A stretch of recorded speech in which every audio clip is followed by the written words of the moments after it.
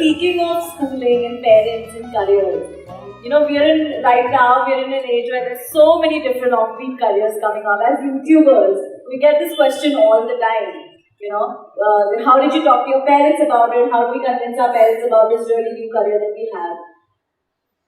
I want to ask you, if you had to convince your parents and tell them that this is what you, how did that discussion go? Did that happen where you had to sit them down and tell them that this is what I'm going to do for the rest of my life? I want to do YouTube now. Like, did that happen with you too? You're doing YouTube right now. Not everybody can be convinced about everything, okay? Some things are just done.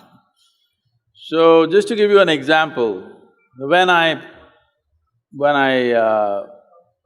passed my 12th standard, at that time it was called PUC. After that, I decided I will educate myself. I don't want to go to college. This is a family where everybody is educated. Not going to college is like sacrilege. At least today, there is a little more flexibility. Those days, it's like if you don't go to college, you're finished. Because now probably if you don't go to college, you may lose your lifestyle, but you won't lose your life. That was a generation, if you don't go to college, you lost your life, you're on the street, that's about it. So they were terrified of this. My father being a physician, he was just freaked about it. He is a very studious man, all his life, first, second, third in everything that he has done. So he couldn't believe this, that I want to educate myself.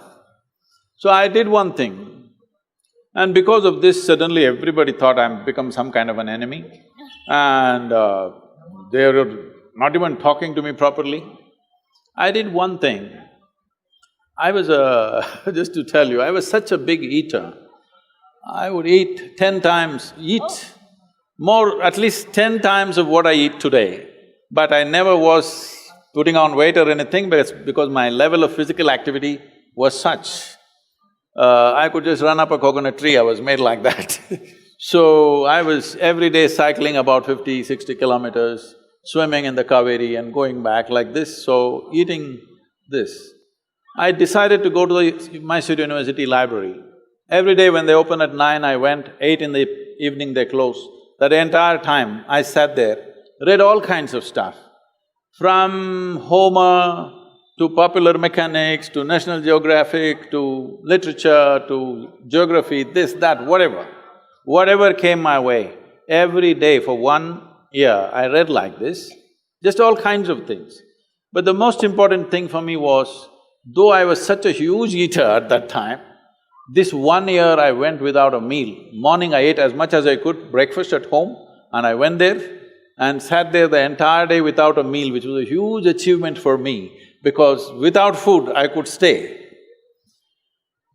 This kind of expanded my way of looking at life, but family drama started, my mother started crying when the next academic year comes, go to college, go to college, go to college. Then I said, if I must go to college, I'll go for literature. My father said, what will you do reading poetry? You must become a doctor. He has seat ready for me in the medical college, everything. I said, no. Then they said, okay, at least do engineering. Then I said, see, if I say I don't want to be a doctor, if you told me become a veterinary doctor, Ayurvedic doctor, at least a witch doctor, I would look at it. If I say no doctor, you say engineer, I'm not going to listen to this. Your problem is society, your problem is not me. So I just went for literature, and these 3 years, I went there in the beginning and they all had ready-made notes, the teachers, they would read. And everybody writing down. Those days fountain pens, kara kara kara kara, it makes noise, it just irritated me. I said, I don't want to listen to this kara kara noise. I gave them a suggestion, if you give that notes wherever you got it, we will photocopy it and give it back to you. We don't have to come, you don't have to come. Then if I'm there, I'll ask 100 questions. So they didn't like it, then I made a deal with all the teachers that they'll give me attendance. That was my only concern. So once a month I went to college just to check if they're keeping their part of the deal.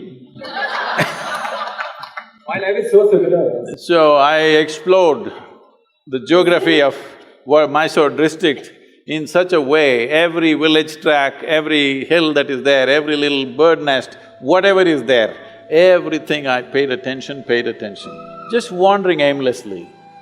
But today, like when I went for the Rally for Rivers board where all the top experts are there, some questions came up when I just telling them casually, they said, Sadhguru, how do you know all this? I said, what was aimless wandering? Where I paid absolute attention to everything, from a worm to an insect to anything and everything I paid attention. Now it's become formidable knowledge. I never intended to learn anything, I just paid attention because it was life. And this is all it takes